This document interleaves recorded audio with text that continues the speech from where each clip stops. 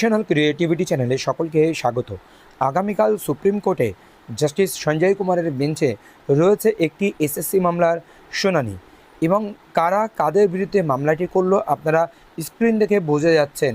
West Bengal central school service commission versus Sudeb Sheet, diary number 139887/2026।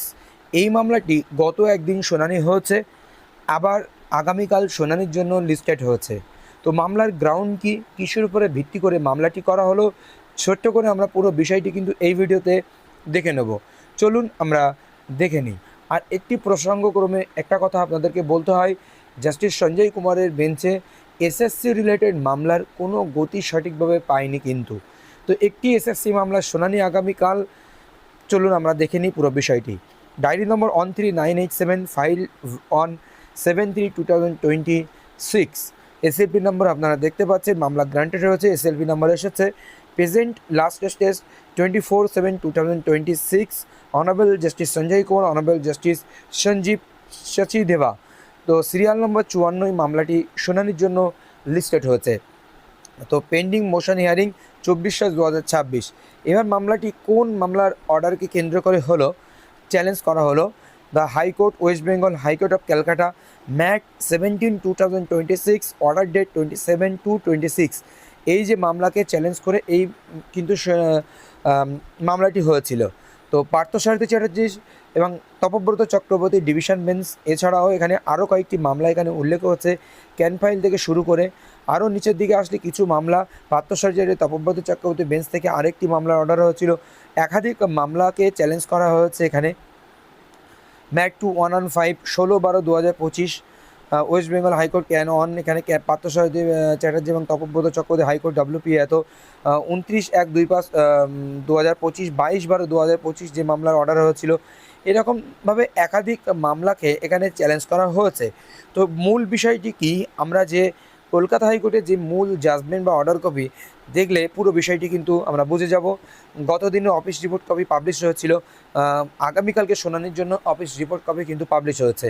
তো চলুন আমরা অর্ডার কপি কলকাতা হাইকোর্টের ডিভিশন বেঞ্চের যে অর্ডার কপিটি ছোট্ট করে দেখে নিই, তাহলে গ্রাউন্ডটি আমরা বুঝে যাব। এখানে যে মূলত গ্রাউন্ডটি ছিল সেটি হলো ক্যান্ডিডেটকে 7 ডেজের মধ্যে নাম নথিভুক্ত করে তাকে ইন্টারভিউ নেওয়ার ব্যবস্থা করতে হবে, এই লাইনে উপলব্ধ হয়েছে বিষয়টি। For the reason discussed above, we set aside the order impugned in the present appeal and direct the commission to conduct the interview of Sudeb upon constituting an interview board। তাকে ইন্টারভিউ বোর্ড গঠন করে সুদেব শিটকে তাকে interview conduct করতে হবে তার জন্য 7 দিনের মধ্যে। And event he comes with in the zone of consideration, যদি সে জোন অফ কনসিডারেশনে আসে, he shall be allowed to participate in the counselling process, এমনকি তাকে কাউন্সিলিং প্রসেসে পার্টিসিপেট করতে দিতে হবে along with the other selected candidates, অন্য সিলেক্টেড বা নির্বাচিত প্রার্থীদের সঙ্গে। Till such completion of interview the commission shall not proceed with counselling pertaining to the post of assistant teacher in statistic PG for the classes 11-12 under SC category. SC category PG স্ট্যাটিস্টিকে 11-12 ক্ষেত্রে যদি তার প্রসেসটি complete না হওয়া পর্যন্ত counselling process করতে পারবে না কমিশন, এটাই কিন্তু নির্দেশ ছিল।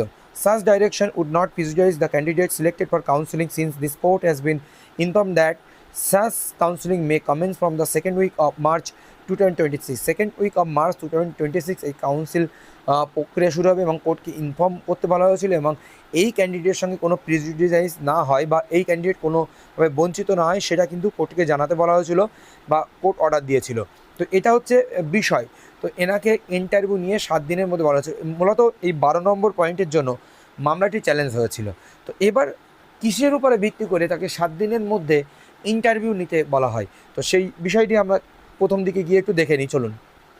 প্রথমত আমরা দেখব যে the present appeal has been prepared by the writ petition appellant, namely Sudeb Shit, in short Sudeb, challenging and judgment date 2020 and December 2020 passed by the writ being at a writ petition হয়েছিল কলকাতার single বেঞ্চে, সেটাকে কেন্দ্র করে issue the necessary direction upon the West Bengal Central School Service reopen the portal for updating the writ petition category as a schedule caste in short SC candidate in the ongoing selection process second SLST 2025।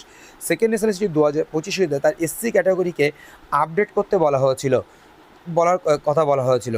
এবার আমরা নিচের দিকে আসলে 3 নম্বর পয়েন্টে ওনার পক্ষে যিনি advocate ছিলেন সেই অ্যাডভোকেট যে বিষয়টি ক্লিয়ার করেছেন সেটা আমরা একটু দেখে নিই। দেখেন, it has been primarily argued Mister Dhar মানে প্রতীক ধর মহাশয় learned senior advocate appearing for the appellant that Sudeb has been illegally thrown out of zone of consideration due to arbitrary conversion of his candidature from SC to general category। সুদেবকে তারা ইচ্ছাজনকভাবে illegally বাইরে বার করে দিয়েছে zone of consideration থেকে, তাকে SC two general ক্যাটাগরিতে নিয়ে যাওয়া হয়েছে। In view of the observation of the honourable appeal court that authorities would be at liberty to deal with the cases of candidates who had not filed a writ petition within the 2:30 PM on 7/12/2025। এখানে authorities জানিয়েছে যে বর্ণনা করেছে যে 17/2/2025 আগে 2:30 আগে সে writ file করেনি। In accordance with law the commission was under an obligation to consider Sudeb representation date 17/12/2025 17/12/2025 তাকে মানা হয়েছে। এইবার এখানে পার কন্ট্রা বিপরীত পক্ষে তখনকার অ্যাডভোকেট এসএসসির অ্যাডভোকেট ছিলেন মিস্টার বন্দ্যোপাধ্যায় মানে Kalyan Bandyopadhyay learned senior advocate appearing for the commission has strenuously argued that the appellant did not edit his category. সে তার ক্যাটাগরি এডিট করতে পারবে না in spite of repeated opportunity granted by the notice.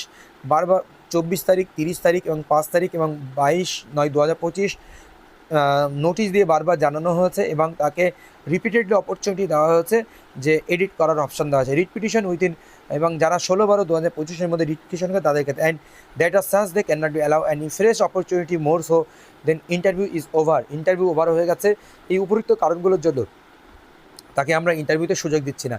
এরপরে সুদেবের পক্ষ থেকে বিভিন্নভাবে আর্গুমেন্ট করেন অ্যাডভোকেট যারা ছিলেন, করার পক্ষে বিচারপতিদের মনে হয়েছিলেন যে সে জোন অফ কনসিডারে আসা প্রয়োজন, তাকে ইন্টারভিউ নেওয়া উচিত বা ভেরিফিকেশান করা উচিত ইত্যাদি ইত্যাদি বিষয়গুলো বলা হয়েছিল। কিন্তু এটাকে চ্যালেঞ্জ করে তারা সুপ্রিম কোর্টে গেছেন। ওইটুকু আপনাদেরকে জানালাম, কিন্তু এর মধ্যে আরও অনেক বিষয় রয়েছে। এসসি ক্যাটাগরি ওবিসি রিলেটেড অনেক বিষয় এখানে রয়েছে, সেখানে ওবিসিদের ক্যাটাগরি সুযোগ দিয়েছিল, এই সমস্ত বিষয় উল্লেখ করে জাস্টিসরা মনে করেছে নাকি সুদেবের পক্ষে যাচ্ছে, পিটিশনের পক্ষে যাচ্ছেন। এ হচ্ছে মূলত বিষয়। তো আগামীকাল কী হচ্ছে অবশ্যই আপনাদেরকে জানানো হবে। ধন্যবাদ।